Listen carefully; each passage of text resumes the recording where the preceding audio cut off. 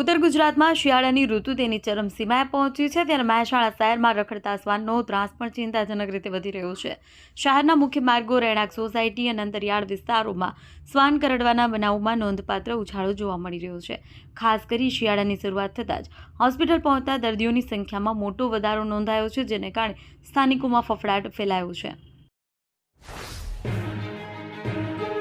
ઉત્તરાયણ પર્વ પૂર્વે જ મહેસાણા શહેરમાં પ્રતિબંધિત ચાઇનીઝ દોરી એક નિર્દોષ નાગરિકનો ભોગ લેવાનો પ્રયાસ કર્યો હોય તેવી ગંભીર ઘટના સામે આવી છે. શહેરના રાધનપુર રોડ પરથી પસાર થઈ રહેલા એક બાઇક ચાલકના ગળાના ભાગે જીવલેણ દોરી ફસાતા લોહીલુહાણ હાલતમાં હોસ્પિટલ ખસેડાયો હતો. મહેસાણા શહેરમાં સ્પેસ મેકિંગના પ્રોજેક્ટ નાગરિકોની નજરમાં જ નહીં પરંતુ હૈયામાં વસી રહ્યો છે.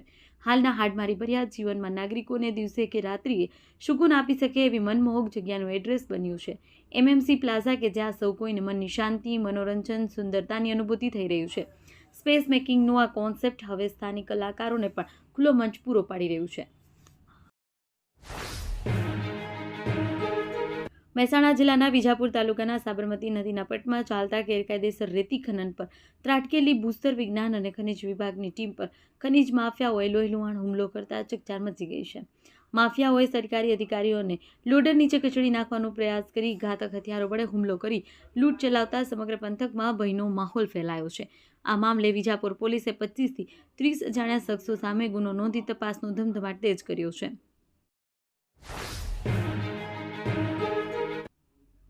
આજના ભૌતિકવાદી યુગમાં જ્યારે સંબંધો છૂટતા વાર નથી લાગતી, ત્યારે બનાસકાંઠાના પાલનપુર તાલુકાની ચેખલા જુવલ સુરજપુરા પ્રાથમિક શાળામાંથી એક એવી ઘટના સામે આવી છે કે જે સાબિત કરે છે કે જો શિક્ષક નિષ્ઠાથી કામ કરે તો તે બાળકોના હૃદયમાં ભગવાનનું સ્થાન મેળવી શકે છે.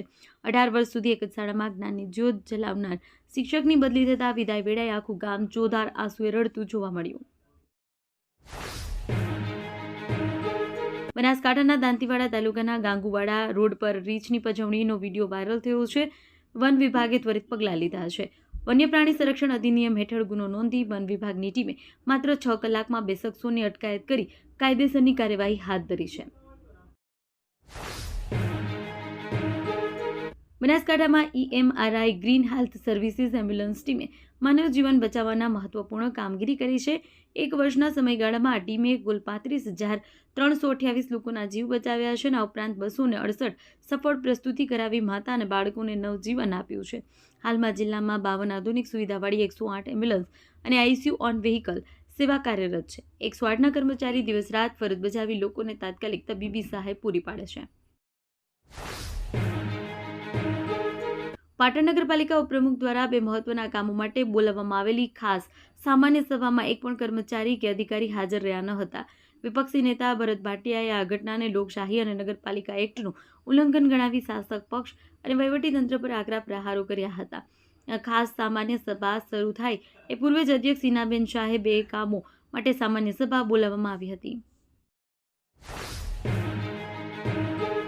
હેમચંદ્રાચાર્ય ઉત્તર ગુજરાત યુનિવર્સિટી પાટણ સંલગ્ન કોલેજોમાં સ્નાતક અને અનુસ્નાતક કક્ષાની સેમેસ્ટર 1ની પરીક્ષાઓ ચાલી રહી છે. પરીક્ષાઓમાં ગેરરીતિ રોકવા માટે યુનિવર્સિટી દ્વારા સેન્ટ્રલાઇઝ્ડ ઓબ્ઝર્વેશન સિસ્ટમ હેઠળ વિશેષ સ્ક્વોડ તૈયાર કરવામાં આવ્યો છે. આ સ્ક્વોડની સક્રિયતાને કારણે છેલ્લા 4 દિવસમાં 192 કોપી કેસ નોંધાયા છે.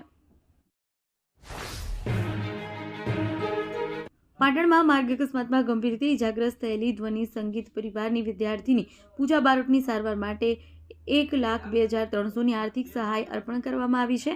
આ સહાય ધ્વનિ સંગીત પરિવાર દ્વારા પૂજાના પરિવારને આપવામાં આવી છે. પૂજા બારોટ, જેણે સંગીત ક્ષેત્રે પાટણનું નામ ઇન્ડિયન આઇડલ સુધી ગુંજતું કર્યું છે, તે તાજેતરમાં એક માર્ગ અકસ્માતમાં ગંભીર રીતે ઘાયલ થઈ તેને શહેરની એક ખાનગી હોસ્પિટલમાં સારવાર અર્થે ખસેડવામાં આવી, જ્યાં તેની હાલત ગંભીર હોવાનું જણાવાયું છે.